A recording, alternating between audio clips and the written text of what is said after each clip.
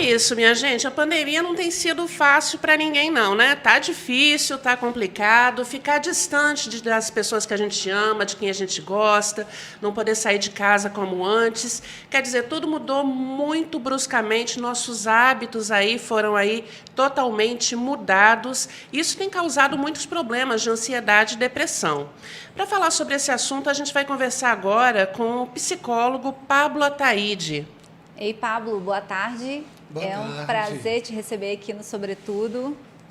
Boa tarde, Alessandra. Boa tarde. Fernanda. Tudo bem? Tudo tranquilo? Tudo ótimo. Bom, nós vamos começar essa entrevista. Eu já tinha até conversado com você antes, quando eu te chamei, te convidei para fazer essa entrevista aqui hoje. Você até falou comigo assim, olha, é um assunto que eu não domino. Ah, tudo bem, não domina, mas é um assunto em alta. Nós vamos falar de Big Brother Brasil, mas o tema de hoje não é o Big Brother Brasil, e sim o confinamento do BBB. Como eles vivem um confinamento lá dentro, a gente percebeu que eles tiveram problemas emocionais, eles tiveram problemas psicológicos, e a produção do programa teve que deslocar uma psicóloga para atender eles semanalmente. Mas como Big Brother lá dentro, nós também estamos vivendo tempos de confinamento aqui fora. E a pandemia, ela nos fez ficar mais em casa, distante das pessoas que a gente gosta. E isso também causou vários problemas, né, de saúde mental, de tudo. E nesse novo normal que a gente espera para depois desse período de pandemia, para o pós-pandemia, nós teremos muitas pessoas ansiosas? Tem algumas informações que são bem importantes a gente saber. Antes da pandemia, o Brasil já era o primeiro país, segundo a OMS, em termos de ansiedade no mundo. Ele já estava em primeiro no ranking. Em depressão, ele já estava em quarto lugar. Nossa. Então, são informações que a gente precisa de saber antes. É claro para mim que nada vai ser normal como era antes, mas para mim não era normal. A gente já vivia algo diferente. Então é extremamente importante entender que a gente não tem o controle de tudo. E o que acontece num confinamento é justamente isso. É quando a gente perde o controle.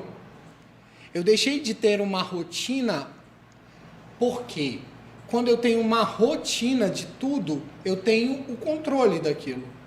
E é isso que aconteceu com a pandemia. Eu fui para minha casa achando que eu ia ter tranquilidade e não.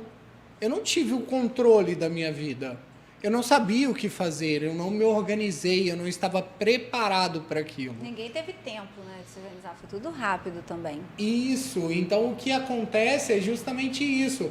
Foi algo que aconteceu, não teve uma preparação, e várias pessoas conseguiram se adaptar e evoluir com isso, algumas não.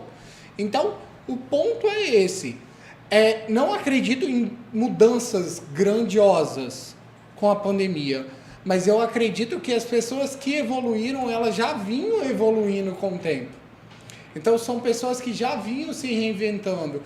E a tendência dessas pessoas é continuar crescendo, porque elas já estavam num processo de evolução, elas já vinham nessa crescente. Então, o que acontece é que esse controle, quando a gente perde ele, a gente vem com as doenças emocionais. E aí as patologias começam a surgir. E são muitas, né? Só para deixar registrado aqui, eu tô passada com a saída do Gil, tá? Não devia ter saído, não. Sou time Gil. Então, Pablo, essa procura por psicólogo, psiquiatras, por tratamento, aumentou durante a pandemia? Você sentiu assim que as pessoas, no seu consultório, junto com seus colegas, teve esse aumento de procura por tratamento para a saúde mental? Então, se falou muito em aumento. Em termos de consultório, porque se abriu a questão online. Né? Aquele tratamento, fazer o... É um paliativo, né? O tratamento terapêutico, ele é paliativo. É uma continuação. Terapia não é algo... quando se fala que terapia é para o resto da vida, ok. Mas terapia é para que o indivíduo entenda que ele tem que tomar as atitudes por si só. Não é que ele tem que ficar no terapeuta o tempo todo. mas que ele aprenda a tomar as suas decisões. Então, Que ele assim, veja os próprios gatilhos. isso é extremamente importante. Então, quando você fala em aumento terapêutico, é do mesmo jeito que teve aumento das doenças. Então, a tendência era aumentar a procura. Então, é por isso que teve um aumento da procura. E a procura foi mais pelo quê? Foi por causa de ansiedade, depressão? Então, eu acho que teve várias procuras, vários tipos de procura, mas teve também uma grande procura por causa de autoconhecimento, por causa de querer se reinventar, de saber o que poderia fazer de novo. Teve várias pessoas procurando uma busca de querer mudar, porque se sentiu inoperante naquele momento, de não conseguir ir além, de se sentir impotente, travado, bloqueado, e com isso veio. Porque para e pensa comigo, se fala muito em ansiedade, mas quantas vezes a gente usa a ansiedade ao nosso favor? E como fazer isso? Muito fácil. Você se preparou hoje? Sim. Então você ficou ansiosa para esse momento. Peraí. Deixa eu sentar no divã aqui agora. Não. Eu ficaria ansiosa se eu não tivesse me preparado. Então tá, você se preparou. É a mesma coisa quando você vai receber uma pessoa na sua casa. Você pega a sua ansiedade e canaliza ela para se preparar. Ah, entendi. Viu? Vira um outro nome, né? Você torna ela produtiva. Só que a gente é tão negativo, a gente já vive numa sociedade negativa que a tendência é sempre levar para a patologia.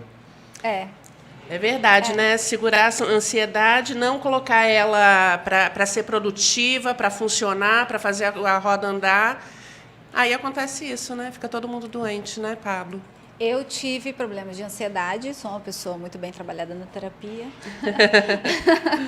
Mas eu sei que as pessoas, quando você fala assim, eu tô ansioso, você olha para a cara de uma pessoa ansiosa, não está escrito na cara dela que ela é ansiosa, ela não demonstra estar ansiosa em momento algum. O mesmo acontece com uma pessoa depressiva. Você pode olhar para a pessoa, ela está com depressão, mas ela está conversando normal, aí você vai falar assim, mas aquela pessoa está bem, isso é frescura. Porque as pessoas ainda, a gente está em 2021, no meio de uma pandemia grave, as pessoas ainda acham que ansiedade, que depressão é frescura. Então, só quem passa por isso, quem está em tratamento disso, sabe que não é frescura e sabe o tanto que dói, que somatiza. Eu somatizei tudo no meu corpo. Eu sentia tudo porque se eu estava com dor de cabeça, era cansaço, era dor no corpo, eu sentia dor de estômago, tudo. Então, eu sei, a gente somatiza, eu sei como que isso funciona muito bem. Mas existe um meio de a gente evitar isso, evitar a ansiedade, evitar a depressão, estando em casa, estando confinado? Então, existe. Então, primeiro ponto é uma organização bem feita do seu dia. Você não pode mudar totalmente o seu dia. Se você tem uma disciplina que você segue, você não tem como mudar. Toda mudança gera impacto. Então, você não pode mudar tudo de uma vez. Se você acorda às 6 horas e você começa a acordar às 8, o seu corpo vai sentir. Ele vai somatizar. As doenças psicossomáticas são isso. Ele vai sentir. Então, comecei a acordar às 8. Eu dormi às 10. Se eu começo a acordar às 8, eu vou começar a dormir às 10, eu vou começar a dormir meia-noite. Não vou ter sono. E aonde eu vou gastar essa energia também? É extremamente importante. Porque se eu não tenho gasto de energia, como que fica? Isso explica tanta gente fazendo bolo e pão na pandemia, gente? Pode ser.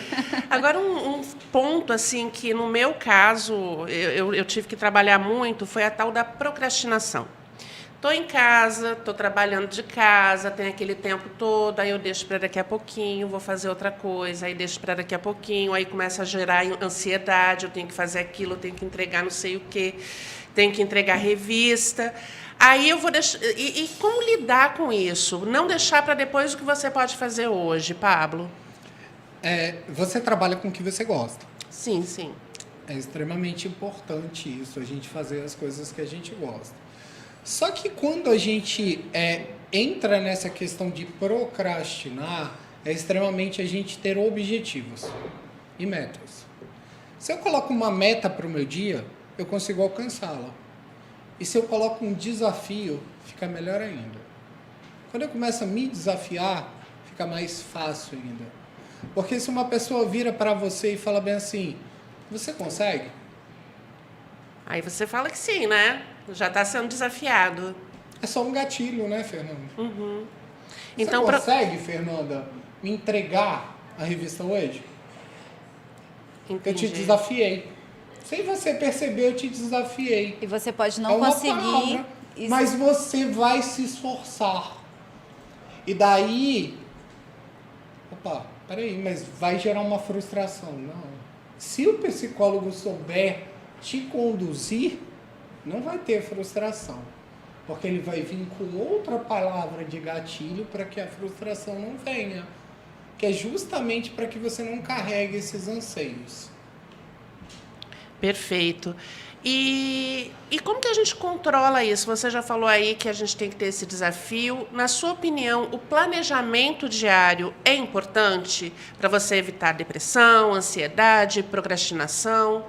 Sim, é extremamente importante se planejar, ter um dia planejado.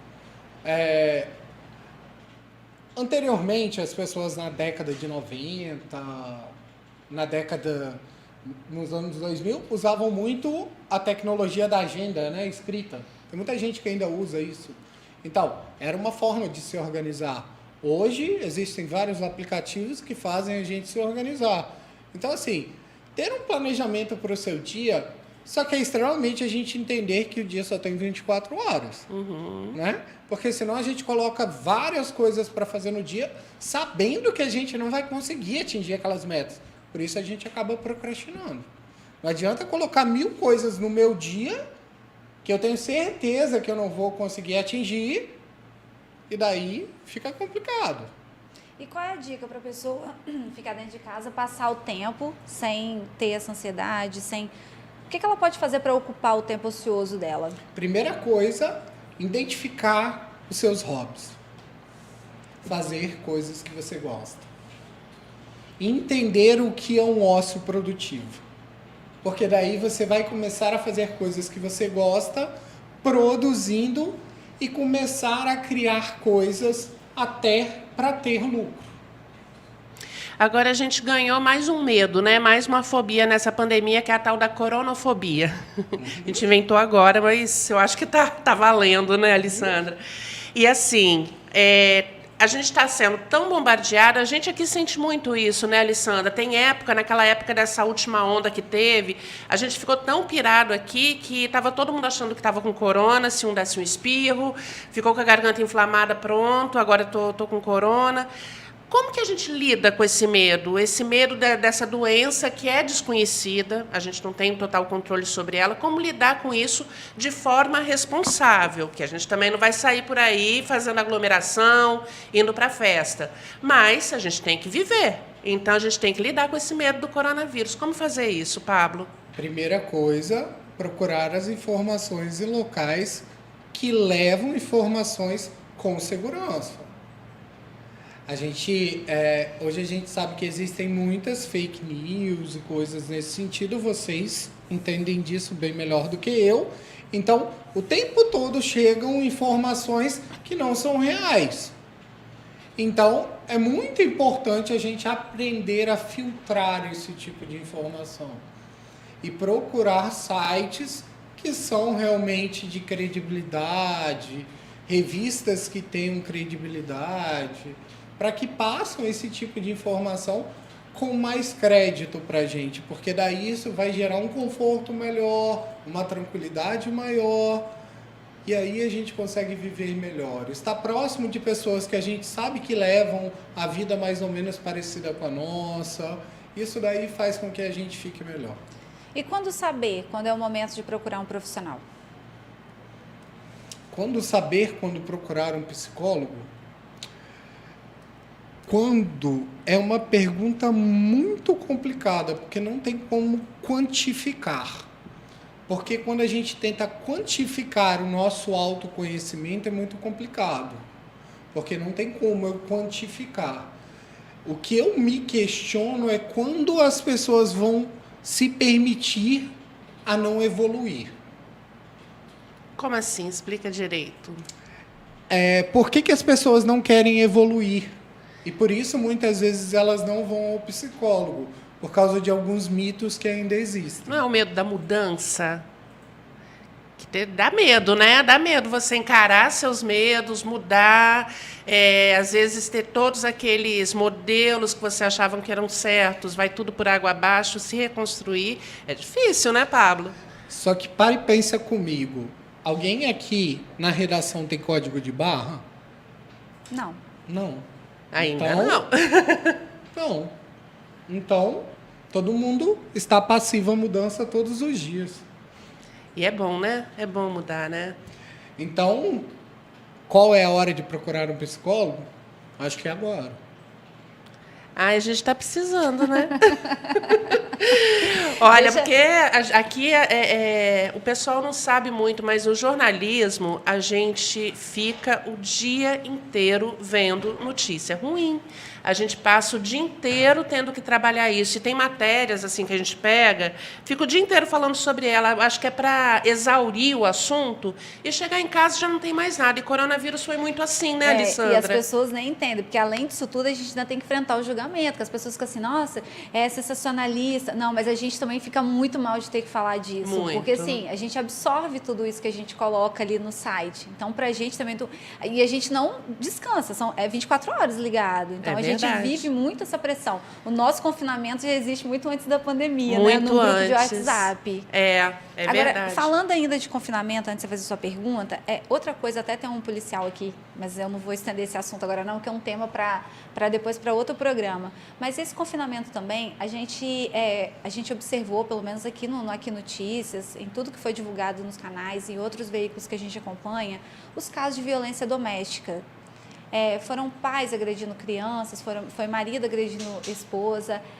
Isso também mostra pra gente o que dessa pandemia, desse isolamento, ficar confinado, porque a gente também vive uma onda de grandes divórcios. No Espírito Santo não, porque a gente já até falou sobre isso aqui, foi bem na contramão do que a gente viu afora, mas a gente vê diariamente os artistas se separando porque não conseguiram conviver junto na pandemia. Então, essa pandemia, esse isolamento dentro de casa, ele trouxe para as pessoas também um outro fator, qual seria esse fator? O que as pessoas descobriram ficando dentro de casa, conhecendo os filhos, conhecendo os companheiros e as companheiras no mesmo lar?